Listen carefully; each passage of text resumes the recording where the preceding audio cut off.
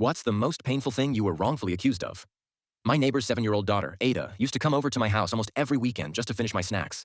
But I never stopped her because I liked the company, even if she didn't say much. She was loud when she came in, quiet the rest of the time. Always walked straight to the couch. Then she'd sit there with her legs folded, chewing biscuits and drinking juice while I worked or cleaned, sometimes even helping me fold towels or rinse dishes if I was cooking. She never asked for anything, never demanded toys, attention, or anything strange, just movies and maybe an extra pack of Capri Sun if I had one in the fridge. Her name was Ada, and her mom, Chinie, ran a salon down the road. She was barely ever home, always working late, always looking tired. I think Ada liked it better here because it was calm and quiet, and no one was asking her to sweep hair, carry stuff, or sit still while clients yelled on the phone. It became an unspoken thing. She'd show up with crumbs on her shirt and hair in tiny braids.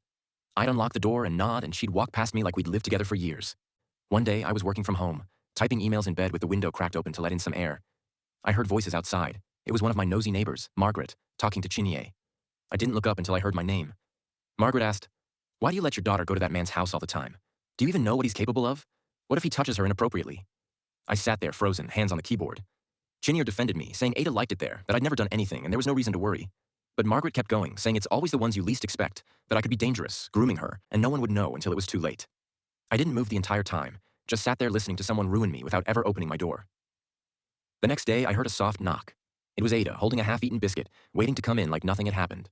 I didn't answer. I hid, stayed perfectly still like a coward, and watched the handle twitch, then go still again. A few seconds later, I heard her mother's voice, sharp and angry, then footsteps leaving fast, followed by the sound of Ada being whipped with something hard and her crying. I didn't move, open the door, or stop it. That was the last time Ada came to my house. After that, she started spending her time at Margaret's. I'd see her sometimes from the window, walking over with a plastic bag in her hand, sometimes waving at the security guard but never looking in my direction. I told myself it was better this way, that at least she was being watched by someone, even if it wasn't me. But then yesterday, I got home late and saw police cars everywhere, lights flashing against the buildings, neighbors outside whispering.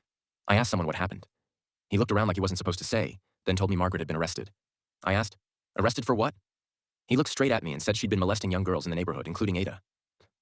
Suddenly, I couldn't breathe. I stood there with my keys in my hand, my body numb. Apparently, one of the girls Margaret had been abusing got angry when Margaret kicked her out because Ada was there. She told her mom everything. The mom didn't believe it until she came back and caught Margaret in the act, naked on top of Ada. That's when she screamed, people started running, and the police were called. I started crying because I had genuinely grown a bond with Ada. To think she was safer with me than with someone of her own gender was a truth too bitter to swallow.